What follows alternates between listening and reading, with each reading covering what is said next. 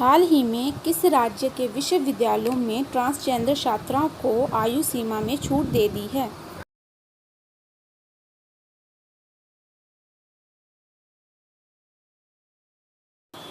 इसका आंसर है केरला। केरला के विश्वविद्यालयों में ट्रांसजेंडर छात्राओं को आयु सीमा में छूट दे दी है।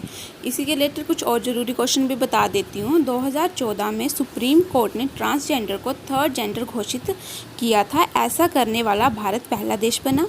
उसी के बाद 2015 में ट्रांसजेंडर पॉलिसी लाने वाला देश का पहला राज्य कौन सा बना था? केरला। अभी 2021 में कर्नाटका ट्रांसजेंडर को सरकारी नौकरी में 1% का आरक्षण देने वाला पहला राज्य बना। और पहली ट्रांसजेंडर यूनिवर्सिटी कहाँ बन रही है? इसका आंसर है उत्तराखंड के कुशीनगर में। हाल ही में राष्ट्रपति भवन में किस बैंक की एक नई शाखा का उद्घाटन किया गया है?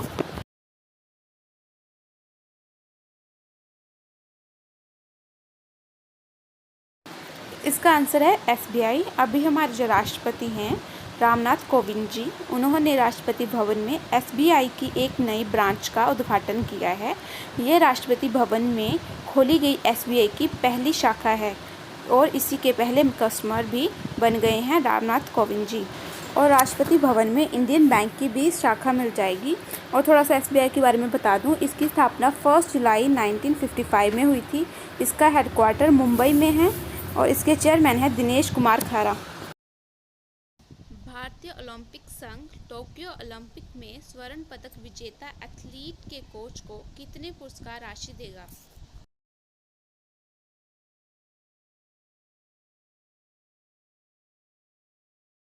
इसका आंसर है 12.5 लाख। और अगर सिल्वर मेडल लेते हैं तो 10 लाख, अगर ब्राउन मेडल लेते हैं तो 7.5 लाख पुरस्कार राशि कोच को दी जाएगी। इंडियन ओलंपिक एसोसिएशन की अध्यक्ष नरेंद्र भत्रा हैं। इसके सेक्रेटरी जनरल हैं राजीव मेहता। इसकी स्थापना 1927 में हुई थी। हाल ही में कौन सा देश जोगाजोग नामक सोशल मीडिया प्लेटफॉर्म विकसित कर रहा है?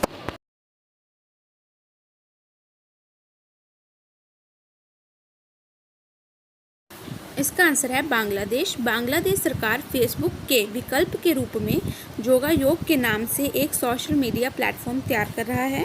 ये जो प्लेटफॉर्म है स्थानीय उद्यमियों को किसी विदेशी प्लेटफॉर्म पर निर्भर हुए बिना सूचना साझा करने के लिए अपना खुद का मार्केटिंग प्लेस बनाने में मदद करेगा।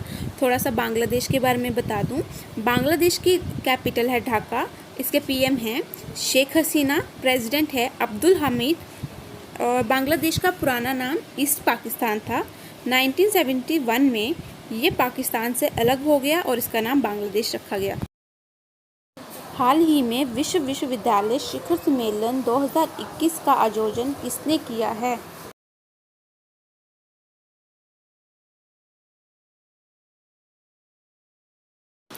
इसका आंसर है OP जिंदल ग्लोबल यूनिवर्सिटी। ये यूनिवर्सिटी सोनीपत हरियाणा में है। इन्होंने ही वर्ल्ड यूनिवर्सिटी समिट 2021 का आयोजन किया है। इसका उद्घाटन भारत के वाइस प्रेसिडेंट वेंकैया नायडू जी ने किया था। ये जो समिट है 25 से ज़्यादा देशों के शिक्षाविदों और तकनीकी विशेषज्ञों के एक साथ लाने के लिए प्लेटफॉर्म प्रोवाइड करता है।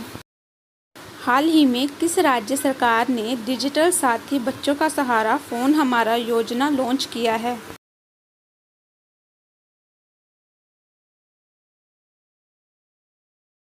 इसका आंसर है हिमाचल प्रदेश। हिमाचल प्रदेश की सरकार ने ये योजना स्टूडेंट्स के लिए बनाई है क्योंकि कोविड-19 के चलते स्टडी ऑनलाइन हो रही थी। कई बच्चे ऐसे थे जिनके पास स्मार्टफोन की सुविधा नहीं थी। इस स्कीम में गवर्नमेंट उन बच्चों को फ़ोन प्रोवाइड करने की कोशिश करेगी। इस योजना में अभिनेत्री यामी गौतम भी सहयोग दे रही हैं। वो हिमाचल प्रदेश से बिलोंग करती है। इन्होंने एक वेबसाइट लॉन्च की है जिसमें कोई भी व्यक्ति फ़ोन डोनेट कर सकता है। मेकोंग गंगा सहयोग में कितने देश शामिल हैं?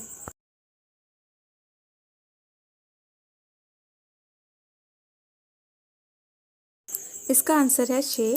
इन 6 देशों का नाम है Bharat, Cambodia, Myanmar, Thailand, Laos, Vietnam. ये 6 देशों के बीच अंतर्राष्ट्रीय सहयोग है।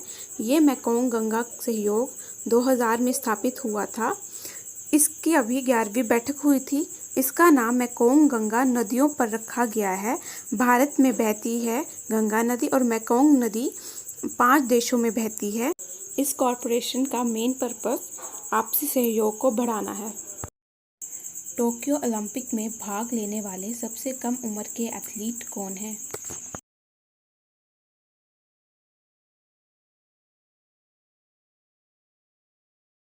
इसका आंसर है हैनजाजा। हैनजाजा सीरिया की टेबल टेनिस प्लेयर हैं। ये केवल 12 साल की है। अभी टोक्यो ओलंपिक्स में हिस्सा लेने वाली सबसे कम उम्र की एथलीट बन गई हैं।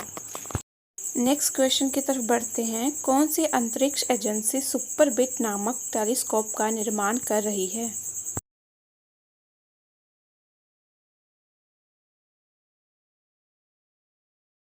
तो आंसर है नासा। नासा और कनाडा की स्पेस एजेंसीज मिलके सुपरबिट का निर्माण कर रही हैं। सुपरबिट की फुल फॉर्म है super pressure balloon borne imaging telescope. इसे हब्बल टेलीस्कोप का उत्तराधिकारी कहा जा रहा है और रिपोर्ट के अनुसार इस टेलीस्कोप को ऊपर उठाने के लिए स्टेडियम के आकार का हेलियम बैलून का यूज़ किया जाएगा। Next question. हाल ही में आईओए इंडियन ओलंपिक एसोसिएशन ने टोक्यो ओलंपिक के प्रायोजन के रूप में किससे भागीदारी की है?